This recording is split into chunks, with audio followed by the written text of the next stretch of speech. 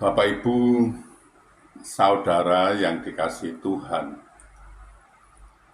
Shalom, salam sehat untuk kita semua. Apa kabar? Sehat toh? Wah, sungguh luar biasa, mantap. Kita akan membaca Alkitab, namun sebelumnya marilah kita berdoa. Ya Tuhan, kami mengucap syukur dan terima kasih atas anugerah dan cinta kasih Bapa yang kami rasakan pada saat ini. Sungguh luar biasa Bapa. Terima kasih Bapa. Kami akan membaca Alkitab dan akan merenungkannya. Berilah kami daya ingat yang baik, sehingga kami bisa mengingatnya, bisa menyimpannya dalam hati pikiran kami, dan berilah kami pengertian, agar kami bisa mengerti dan bisa memahami apa yang Tuhan kehendaki, kami bisa melakukan dan juga bisa memberitakan. Dalam nama Tuhan Yesus kami berdoa. Amin. Bacaan Alkitab dari Mazmur pasal 37 ayat 35 ayat 3 sampai ayat yang ke-5.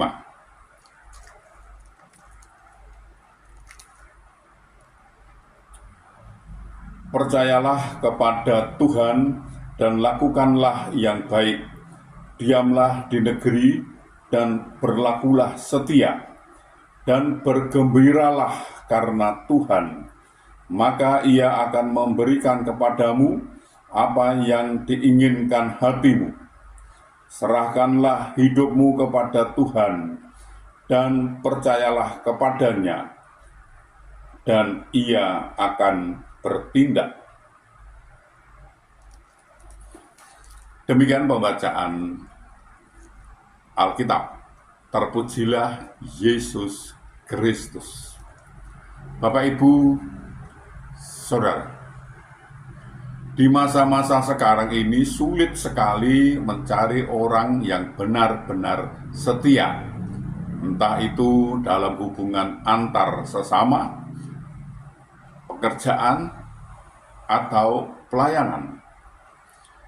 Kesetiaan serasa telah luntur dalam diri banyak orang. Itulah sebabnya Salomo menyatakan banyak orang menyebut diri baik hati, tapi orang yang setia siapakah menemukannya? Amsal 20 ayat 6. Dan telah lenyap orang-orang yang setia dari antara anak-anak manusia. Mazmur 12 ayat 2. Begitu pentingkah kesetiaan dalam kehidupan orang percaya? Ya, kesetiaan adalah sebuah kualitas hidup yang harus ada dalam diri orang percaya. Oleh karena itu, Rasul Paulus menasihati kita, kejarlah keadilan, ibadah, kesetiaan, kasih, kesabaran, dan kelemah lembutan. 1 Timotius pasal 6 ayat 11. Meski sering diingatkan dan ditegur akan hal ini, dalam prakteknya sulit sekali untuk hidup dalam kesetiaan.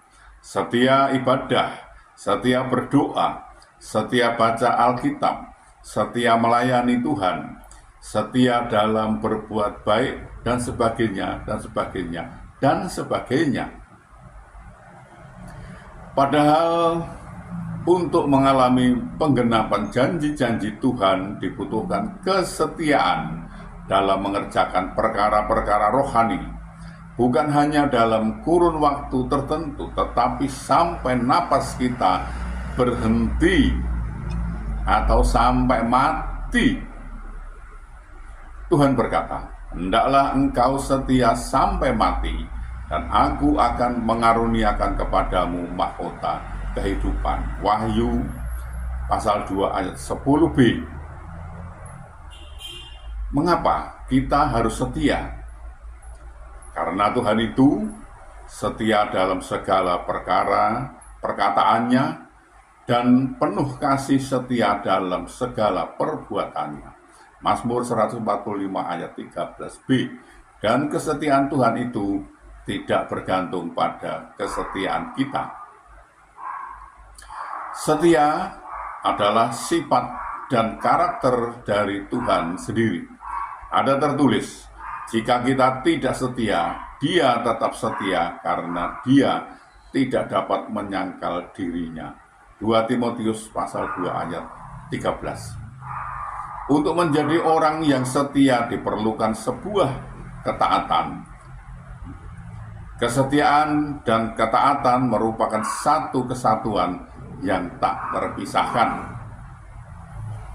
Di dalam kitab ada banyak contoh orang yang setia, yang hidupnya diperkenan oleh Tuhan dan akhirnya beroleh peninggian seperti Yusuf, Yosua, Kaleb, Rut, Daud, dan lain-lainnya.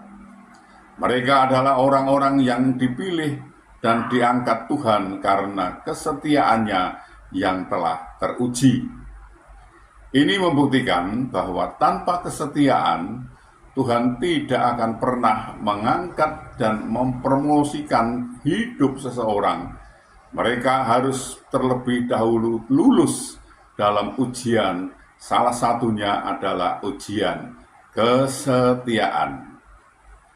Tuhan menolong dan memberkati kita. Amin. Mari kita berdoa.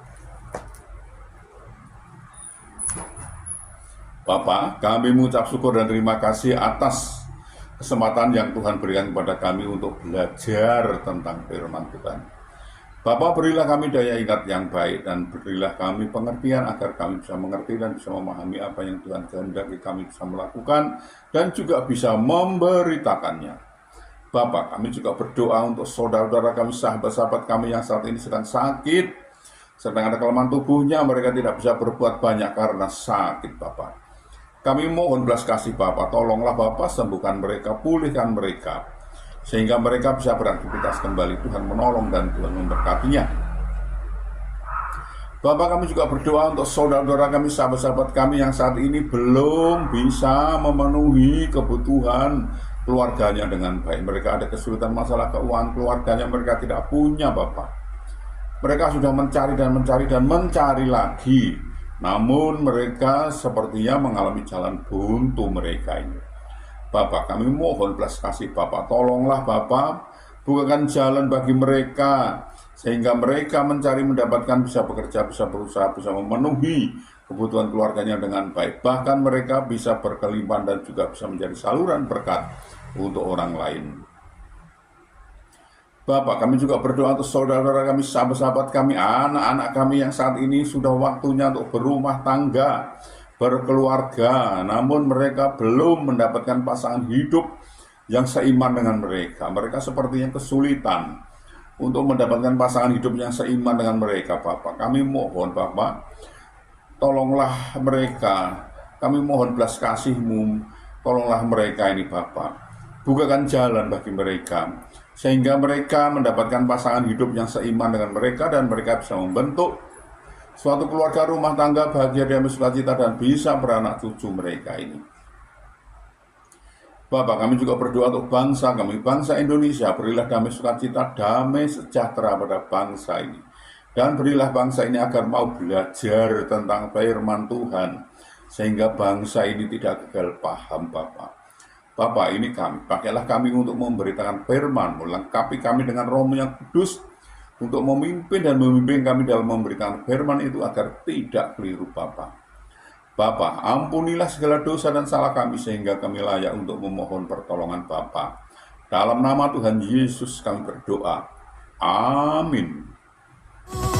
Tuhan ajariku untuk percaya, janji-Mu indah pada waktunya, impianku aman di tangan-Mu, sebab Kau Tuhan